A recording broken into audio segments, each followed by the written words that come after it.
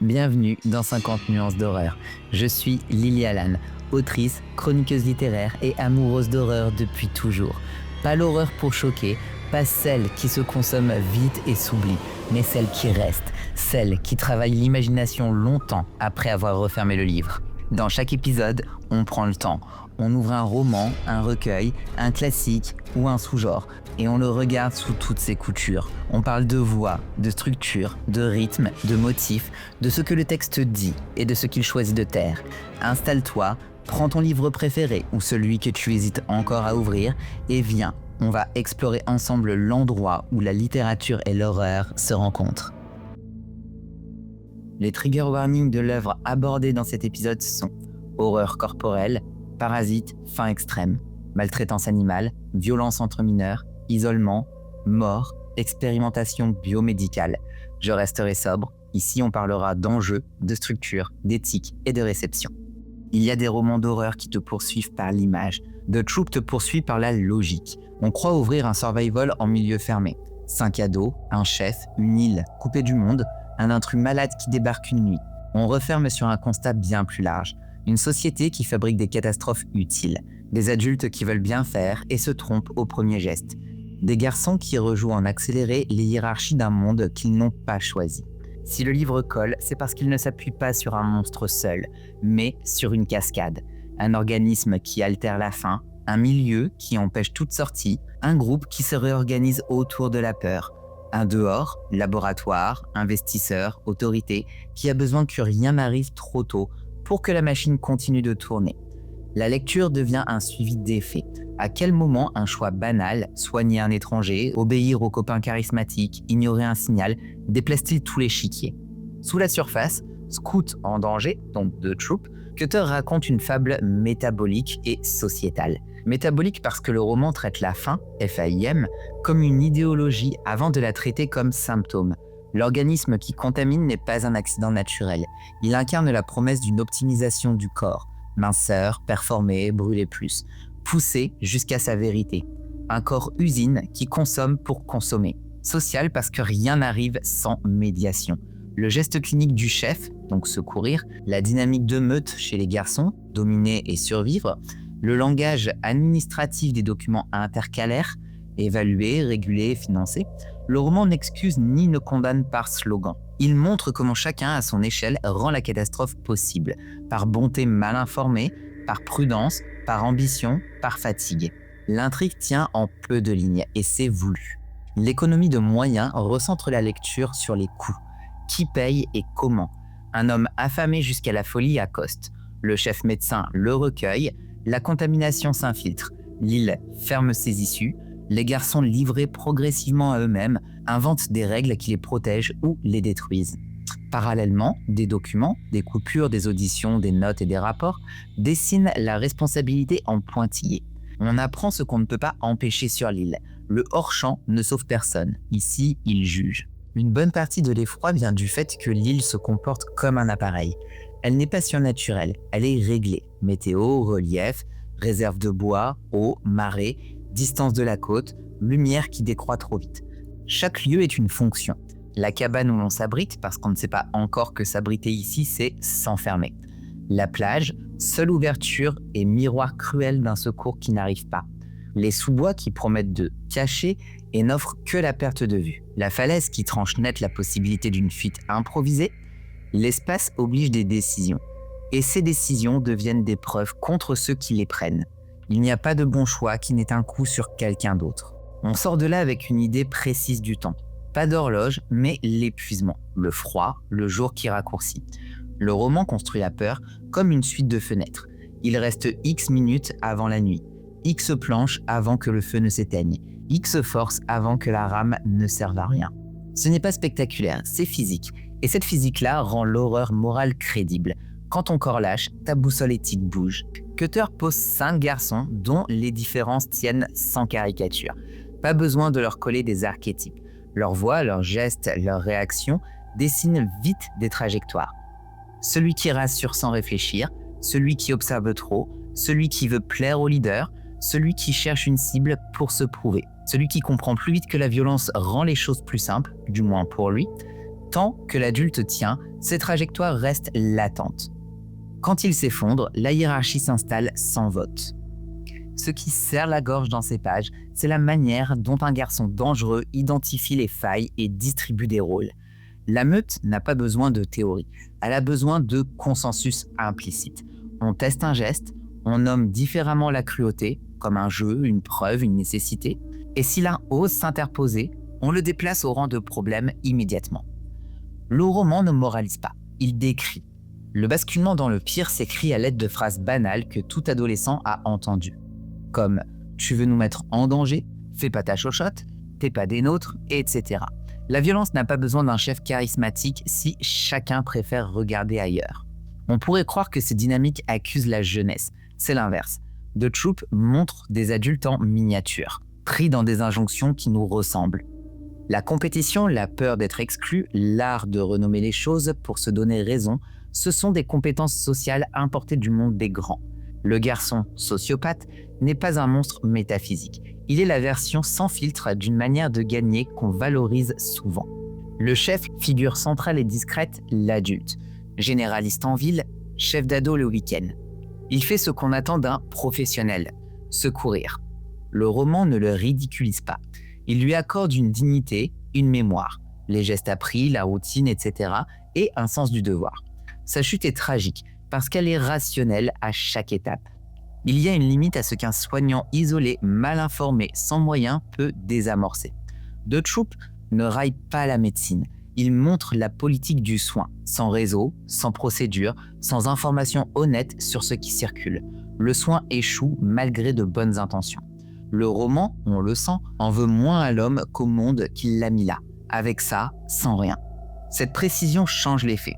Le récit ne dit pas « il ne fallait pas aider ». Il dit « aider seul, ici, dans des conditions tant fermes ».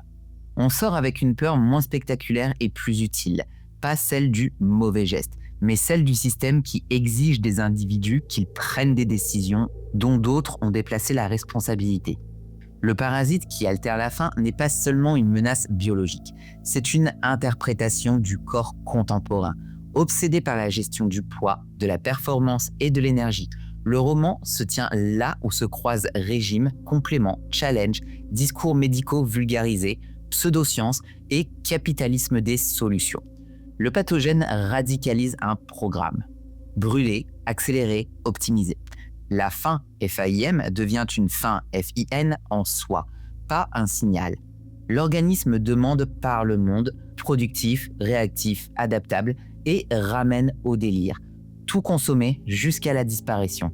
C'est cette dimension qui explique pourquoi tant de lecteurs y lisent plus qu'un survival. La description de la fin FAIM, sobre, insistante, frotte contre nos habitudes. Compter, rationner, tenir, se récompenser. Cutter ne juge pas. Il montre la faim, FAIM, comme un langage. Quand une société traduit les vies en calories, en rendement, en maintenant et tout de suite, la tension de bricoler du vivant devient forte. Et les corps lointains payent l'essai. Les interludes documentaires, donc les articles, auditions et mémos, dessinent l'amont et l'aval du drame. Ce qu'ils disent sans lourdeur, c'est la facilité avec laquelle une responsabilité se fractionne jusqu'à disparaître. Le chercheur fait la recherche, le financier assure le développement, le régulateur garde le calendrier. Le vendeur répond à une demande. Dans cette chaîne, personne ne dit « je veux du mal », tout le monde décale. Le roman est d'autant plus fort qu'il ne diabolise pas un médecin unique. Il fabrique une texture, jargon, pudeur administrative, euphémisme, erreur de communication. On sait, depuis Lille, que ces euphémismes ont des dents. À distance, il reste des formulations polies. L'horreur naît de ces écarts. Le lecteur voit deux plans en même temps. Un garçon qui tremble et un comité qui prend note. Le procédé n'écrase pas, il dénonce par simple juxtaposition. La réputation du livre tient aussi à une scène que beaucoup redoutent, la maltraitance d'un animal. Elle est là, c'est vrai. Elle n'est pas écrite pour l'effet, elle sert de pivot. Bascule d'alliance, exposition d'une cruauté déjà présente. Mise à nu du jeu social autour du spectateur et du complice. C'est une scène lisible, même en sautant quelques lignes. L'essentiel se joue dans l'après. Qui parle à qui rationalise, qui évite le regard. La question est moins qu'est-ce qu'on a vu, que qu'a-t-on accepté de voir. Et c'est là que le roman gagne en maturité. Il refuse l'obscénité. Il insiste sur la grammaire de la complicité. De manière générale, The Troop préfère la conséquence au tableau. Fatigue, faim, gestes qui déraillent, voix qui se durcissent, décisions qui glissent. On se souvient moins d'une image que d'une courbe. Et cette courbe continue de tracer dans l'esprit après la dernière page.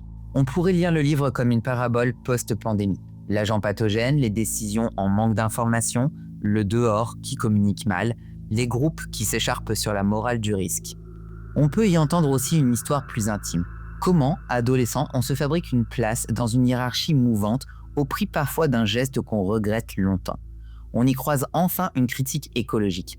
Il n'y a pas de nature neutre où se réfugier. L'île Vierge est déjà traversée par les intérêts de la terre ferme. Ce n'est pas un roman qui rassure. Il ne propose ni héros sauveteur, ni rachat par un dernier sursaut. Il montre des degrés, celui du soin qui échoue sans réseau, celui de l'amitié qui plie sous la pression, celui de la science qui, sans politique du soin, devient un laboratoire à ciel ouvert.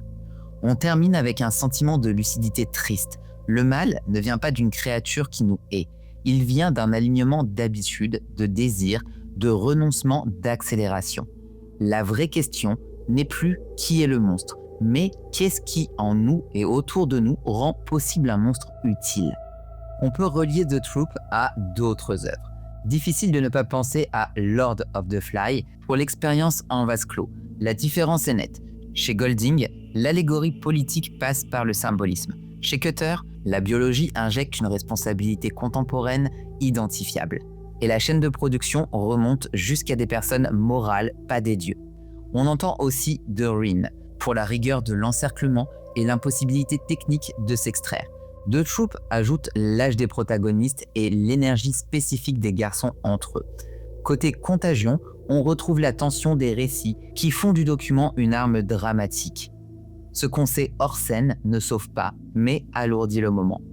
Ces visionnages éclairent la place de Cutter, une horreur populaire au sens noble, attentive au corps, aux ressources, au système, qui assume l'impureté du genre. Survie, science, coming of age, satire et la transformation en récit net. Pourquoi est-ce que ce roman reste en mémoire ? Parce que le roman a une mémoire du réel.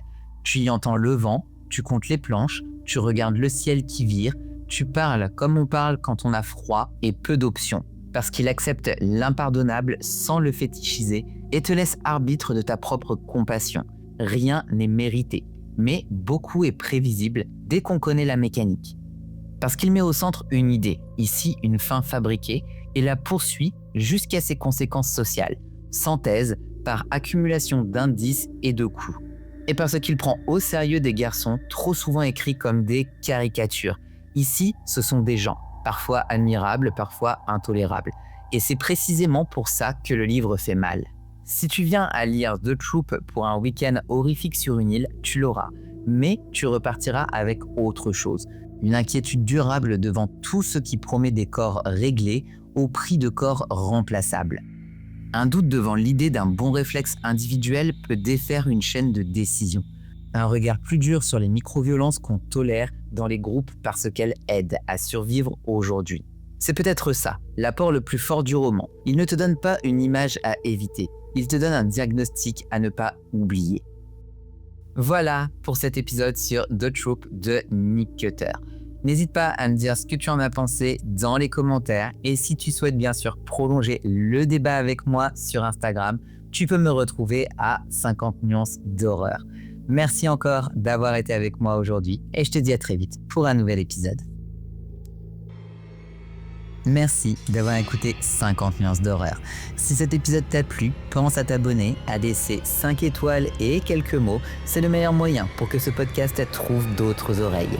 Tu peux aussi me retrouver sur Instagram, 50 nuances d'horreur, pour prolonger la discussion, me partager tes lectures et me souffler la prochaine œuvre à disséquer. On se retrouve très vite pour un nouveau voyage au cœur des histoires qui marquent et qui mordent. En attendant, garde la porte ouverte, on ne sait jamais qui pourrait frapper.